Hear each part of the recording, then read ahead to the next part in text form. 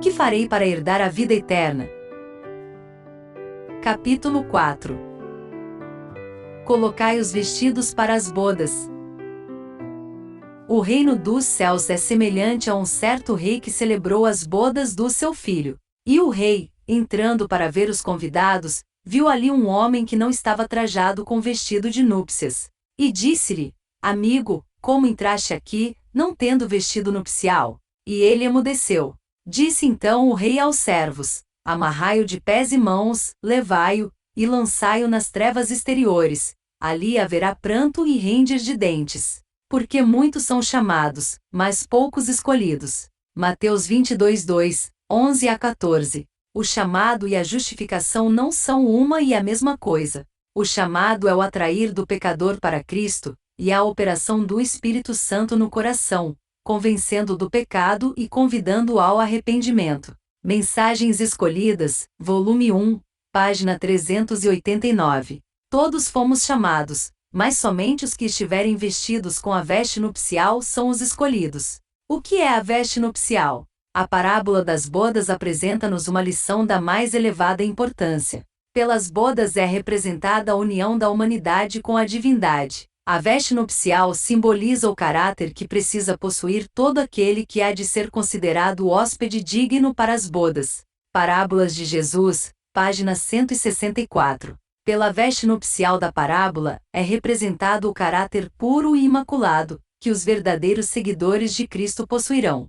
Foi dado à igreja que se vestisse de linho fino, puro e resplandecente, Apocalipse 19:8, sem mácula, nem ruga, nem coisa semelhante. Efésios 5:27. O linho fino, diz a Escritura, é a justiça dos santos. Apocalipse 19:8. A justiça de Cristo e seu caráter imaculado é, pela fé, comunicada a todos os que o aceitam como Salvador pessoal. Parábolas de Jesus, página 166. Como fazemos para ter esse caráter comunicado, ou, a justiça dos santos? Por sua obediência perfeita tornou possível a todo homem obedecer aos mandamentos de Deus. Ao nos sujeitarmos a Cristo, nosso coração se une ao seu, nossa vontade emerge em sua vontade. Nosso espírito torna-se um com seu espírito. Nossos pensamentos serão levados cativos a ele. Vivemos sua vida. Isso é o que significa estar trajado com as vestes de sua justiça.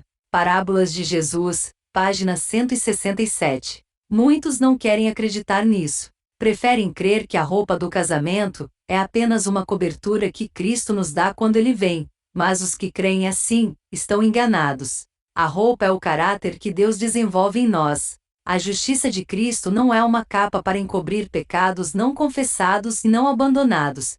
É um princípio de vida que transforma o caráter e rege a conduta. Santidade é integridade para com Deus. É a inteira entrega da alma e da vida para a habitação dos princípios do céu. O desejado de todas as nações, página 388. Até os seus pensamentos devem ser levados em sujeição à vontade de Deus, e seus sentimentos sob o domínio da razão e da religião. A sua imaginação não lhes foi dada para que se lhes permitisse correr desenfreada de acordo com a sua vontade, sem nenhum esforço para restringi-la ou discipliná-la. Se os pensamentos forem maus, maus serão também os sentimentos, e os pensamentos e os sentimentos combinados constituem o caráter moral. Testemunhos para a Igreja, volume 5, página 310. Perfeição moral é requerida de todos. Nunca devemos abaixar a norma de justiça com o fim de acomodar a prática do mal, tendências herdadas ou cultivadas.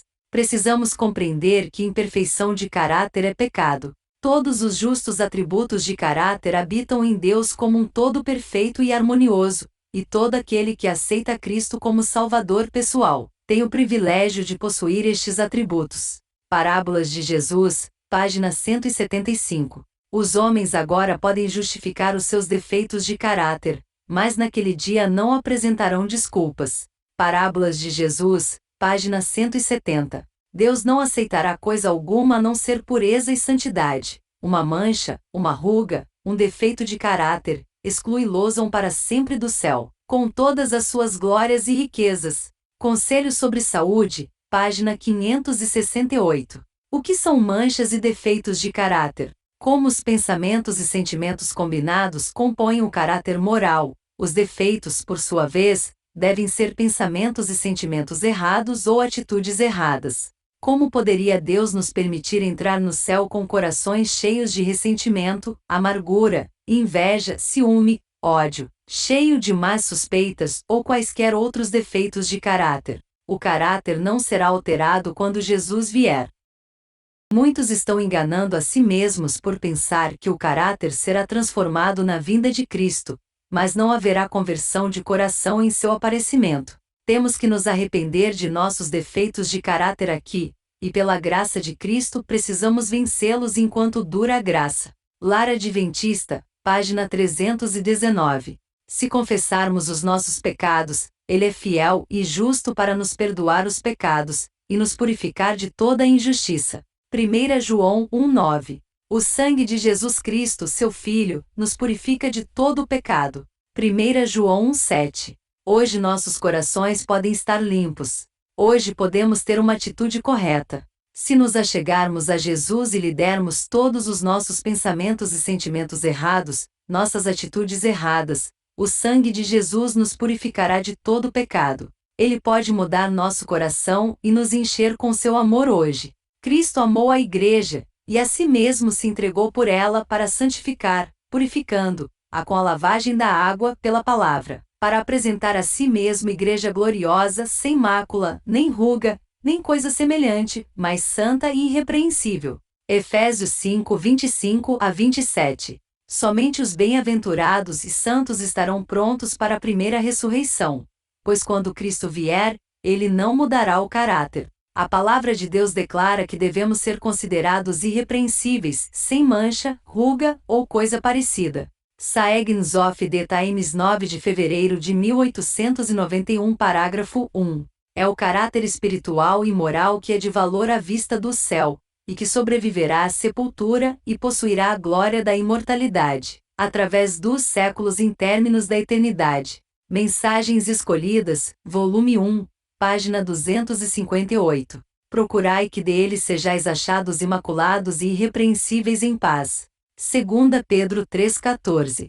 A graça de Cristo deve estar ligada a cada aspecto do caráter. Conselho sobre Saúde, página 633. Em seus esforços para alcançar o ideal de Deus para si, o cristão não deve desesperar de coisa alguma. A perfeição moral e espiritual mediante a graça e o poder de Cristo é prometida a todos. Jesus é a fonte de poder, a fonte da vida. Em cada passo, tocamos seu vivo poder. Atos dos Apóstolos, página 267. Veremos mais um exemplo de pessoas que pensavam que eram verdadeiros seguidores de Jesus, mas descobriram que estavam enganadas. Do que os laodiceanos estavam precisando?